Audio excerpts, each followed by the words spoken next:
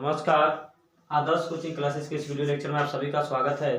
तो दोस्तों, हम लोग इस समय एनसीईआरटी फिजिक्स के चैप्टर 3 का न्यूमेरिकल्स में सर्किट के सवाल को कर रहे हैं, जो संधारित्र का के बेस पर आधारित होता है। और इसके पीछे वाले वीडियो में मैं भली भांति इन सर्किटों के सवाल को करने का नियम बताया। इसमें भी आप लोग ध्यानपूर्वक देखिए, ये भी प्रश्न आपको समझ में आ जाएगा। बिल्कुल उसी नियम पर प्रश्न करूंगा। तो जो लोग पीछे वाले वीडियो को समझ चुके हैं और वो लोग इसको भी आराम से उसी रूल पर कर जाएंगे और संधारित्र के जितने भी सर्किट के सवाल हैं आराम से जो मैं विधि बता रहा हूँ उस पर हो जाएगा। चलिए प्रश्न को करते हैं दोस्तों। ये प्रश्न बोला है कि संधारित्र के दिए नेटवर्क में बिंदुओं ए और बी के बीच तुल्य धारिता ज्ञात कीजिए और 4 माइक्रोफैरड संधारित्र की प्लेटों के बीच विभवांतर की गणना कीजिए। तो पहला प्रश्न तो ये बोलना है कि जो नेटवर्क दिया गया है ए और बी के बीच हमको धारिता ज्ञात करना है, अर्थात सी ए बी का ज्ञात करना है मान हमको। फिर 4 माइक्रोफैरड के बीच विभव ज्ञात करना। तो एक विभव आपका V का मान 2 वोल्ट दे ही दिया है, तो 4 माइक्रोफैरड के बीच में विभव को निकालना है, तो उसको मैं V' से दिखा दे रहा हूँ, अर्थात V' की वैल्यू हम लोग एक बार ज्ञात कर देंगे। तो दोनों प्रश्नों को हम लोग सॉल्व कर भी देखते हैं। तो प्रश्न क्या होता है, तो जैसा कि मैं आपको बताया था कि पहले ये बताइए कि धन सिरे से यहाँ से धारा निकलेगी, तो धन सिरे से जब ये धारा जाएगी तो ये धारा इधर से निकली ऐसे जाएगी और यहाँ पर जाने के बाद होगा क्या कि इसमें धारा तो आई जाएगी पूरा, और जाने के बाद यहाँ तक धारा तो जाएगी, लेकिन यहाँ इस बिंदु पर यही धारा पहुंचेगी तो इसकी दिशाएं 2 हो जाएगी। ये धारा 2 भागों में बट जाएगी, और जब धारा बटती है तो वहां पर नाम आता है समांतर क्रम, अर्थात ये ऊपर वाला पूरा इसके समांतर क्रम में हो जाएगा। ठीक, लेकिन ये ऊपर वाला को अब देखिए, ऊपर वाला धारा तो जा रहा है, इसमें तो धारा यही पर है, यही वाला, लेकिन यहाँ पर जाने के बाद एक काम और हुआ कि धाराएं अब 3 भागों में बट गई, अर्थात अब पहले ये एक और कंडीशन इसमें आ गया कि ये 3 और ये 3 ये समांतर क्रम में हो जाएंगे, क्योंकि धारा इसमें अलग अलग बह रही है। तो चलिए इस यहाँ से सॉल्व करते हैं, और ऊपर वाला पहले सॉल्व करते हैं, फिर नीचे वाला सॉल्व करेंगे हम लोग। तो हो क्या रहा है दोस्तों, यहाँ पर लिखेंगे चूंकि 3 माइक्रोफैरड कामा 3 माइक्रोफैरड कामा 3 माइक्रोफैरड किसमें है दोस्तों, ये कहेंगे समांतर क्रम में। किसमें है, समांतर क्रम में है। जब ये समांतर क्रम में है, इसलिए तुल्य धारिता को मैं इसका सीवंश दिखा रहा हूं, इसलिए तुल्य धारिता इसकी मैं सीवंश दिखा रहा हूं दोस्तों। तो C1 बराबर, तीनों को जोड़ेंगे। समांतर क्रम में जब भी संधारित्र होता है तो जोड़ा जाता है, तो 3 3 3 यानी हो जाएगा 3 + 3 + 3, यानी C1 का मान निकल के आया 9 माइक्रोफैरड। ध्यान रहे कि जब सब माइक्रोफैरड में है तो हम लोग रखेंगे माइक्रोफैरड में ही इसको भी।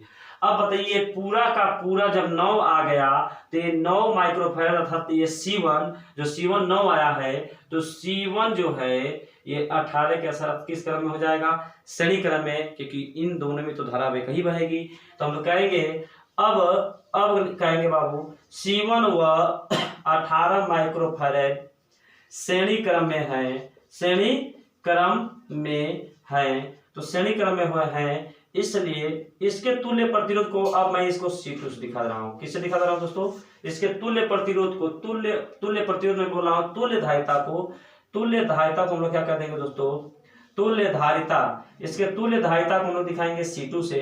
तो C2 जब श्रेणी क्रम में 2 गो धारिताएं जुटी होती हैं, 2 संधारित्र जुटे हैं श्रेणी क्रम में, तो उसके लिए सूत्र होता है C1 × C2 बटे में C1 + C2। पीछे वाले वीडियो में आपको बताया हूं। तो बताइए ये आपका C1 है, ये आपका C2 है, तो C1 C2 अर्थात C1 × C2 बटे में C1 + C2 हो गया।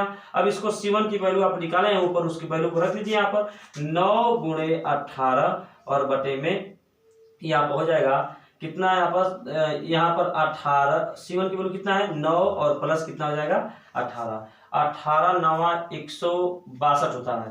तो C2 बराबर 162 बटे में कितना 27, और 27 छक्का होता है 162 दोस्तों, ये 6 बार में कटेगा, तो 6 माइक्रोफैरड ये C2 का मान आ गया।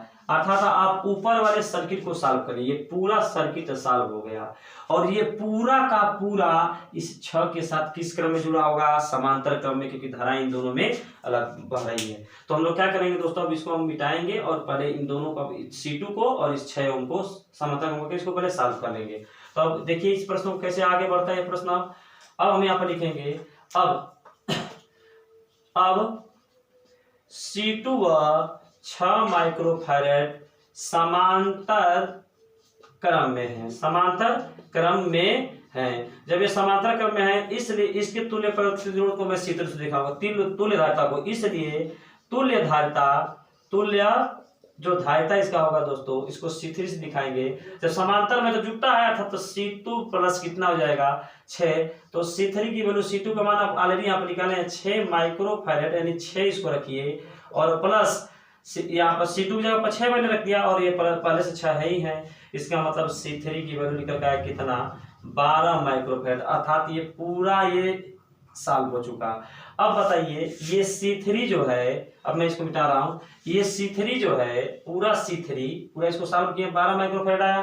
तो ये C3 इस 4 के साथ किस क्रम में जुड़ा हुआ है, तो इस 4 के साथ जुड़ा है किसमें दोस्तों, श्रेणी क्रम में। तो लिखेंगे अब C3 व 4 माइक्रोफैरेड किसमें है, श्रेणी क्रम में है, इसलिए इसकी तुल्य धारिता, जब ये 4 और C3 श्रेणी क्रम में है था तो AB के बीच हो गया, इसलिए तुल्य धारिता जो इसका बनेगा, तुल्य धारिता, तो तुल्य धारिता का इसका सूत्र देखिए क्या हो जाएगा, इसको मैं दिखा दे रहा हूं CAB, क्योंकि आपका यही पूछा था।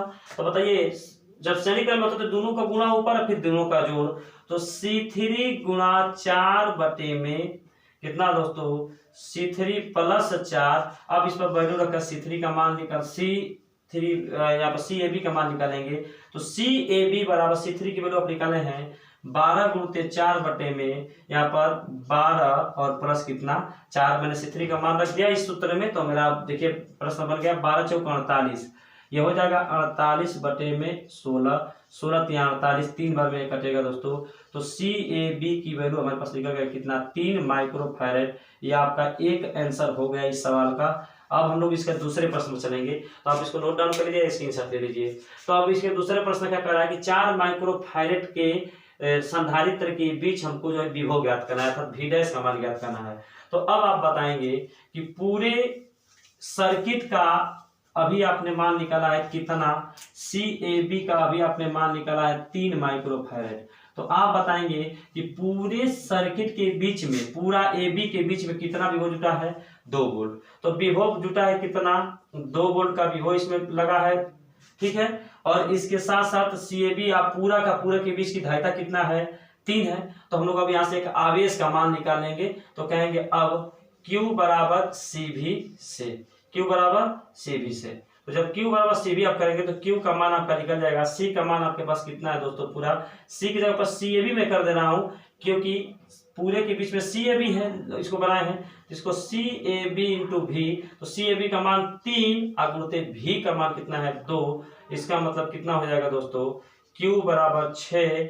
अब जब सब के सब माइक्रोफैरेड में है तो ये कूलाम भी किसमें है, ये आवेश का मतलब कूलाम होता है, जिसको लिखेंगे माइक्रो कूलाम। क्या लिखेंगे दोस्तों, माइक्रो कूलाम। तो ये आपका निकल गया पहले आवेश। जब आवेश निकल गया तो अब बताइए 4 माइक्रोफैरेड के बीच में हमको क्या निकालना था, विभव। तो कहेंगे अतः 4 माइक्रोफैरेड के सिरों के बीच क्या दोस्तों, विभव।